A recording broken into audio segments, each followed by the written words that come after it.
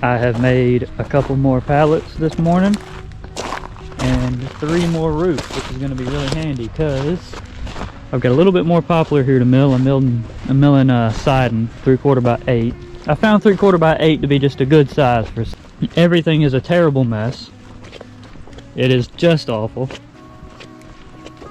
Lots of mud. It rained 2 days. It rained for 2 days, and it has not rained for 2 days, and we're still like this.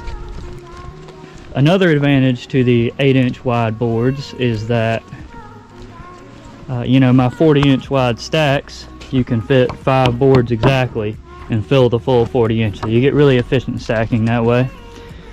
3/4 boards on 1-inch spacing, 1-inch stickers, should not take that long to dry. Especially, one thing I found, there is a lot more wind blowing up there than there is down here. So that really helps the stuff dry out nice and quick.